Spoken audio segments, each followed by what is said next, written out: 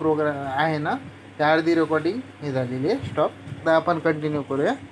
त्याच्यामध्ये काय केलं आपण, नेक्स्ट स्टेप जे आहे तो नेक्स्ट मेमरी ॲड्रेस आहे C006 C00C आणि नंतरची स्टेप आहे INX-H राईट. मग INX-H आहे ना तो मेमरी ॲड्रेस कशासाठी आपल्याला रिझल्ट स्टोअर करण्यासाठी घेतो आपण. क्लिअर. मग कारण टेम्पररी रिझल्ट जो आहे ॲडिशन नंतर कुठं ॲक्युमुलेटरमध्ये स्टोअर राहतो. मग तो आपल्याला काय मायक्रो प्रोसेसरसाठी ॲक्युमुलेटर दुसऱ्या कशासाठी प्रोग्रामसाठी लागतं. मग त्याच्यासाठी आपण परमनंटली त्याच्यामध्ये रिझल्ट स्टोअर करू शकत नाही. म्हणून आपण त्याला नेक्स्ट मेमरी ॲड्रेस घेतला आणि it is only 1 byte instruction. INX is only 1 byte instruction. त्याचा जो अपकोड आहे तो आहे 23. क्लिअर.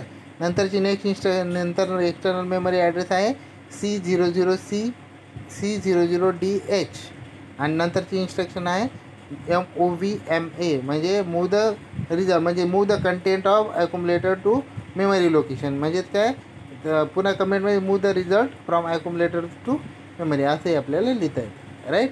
नंतरची स्टेप काय आहे, नंतर C00 म्हणजे नेक्स्ट मेमरी ॲड्रेस आहे C00EH आणि नंतरची जी स्टेप इन्स्ट्रक्शन आहे ती हल्ट दॅट इज टू स्टॉप. त्याचा जो अपकोड आहे तो 76.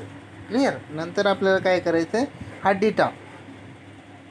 आता हे जे आहे आपण एक्झाम्पल बघूया. तर डेटा दिलं तर D000H याच्यामध्ये काउंट व्हॅल्यू टाकली. सपोज आपण छोटासा ॲरे घेतला तो 4 नंबरचा 04H राईट. ही काउंट व्हॅल्यू आहे.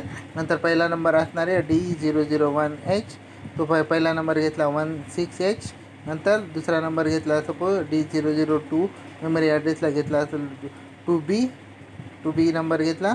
नंतर तिसरा मेमरी ॲड्रेस दॅट इज D003Hला तिसरा नंबर घेतला 39H. नंतर जो चौथा नंबर आहे D004H ॲड्रेसला मेमरी ॲड्रेसला तो घेतला नंबर 12. ते सगळ्यांचं ॲडिशन जर केलं तो ॲडिशन येतं 8C आणि हा जो 8C आहे तो आपण काय नेक्स्ट मेमरी लोकेशनला स्टोअर करतो. कोणत्या, मग तो आहे D005H. क्लिअर. हे आहे काय, ही हा प्रोग्राम आहे की ALP for sum of series of and 8 bit number and sum is 8 bit. Clear. Are you getting my point. ठीक आहे. मग याचं आता इनफ फॉर टुडेज लेक्चर. एवढा इनफ आहे उद्या आजसाठी. तर आपण जे नेक्स्ट जे आहे काय sum of series of 8 bit number and sum is 16 bit ते आपण नेक्स्ट लेक्चरमध्ये बघूया. चालेल. क्लिअर. ओके.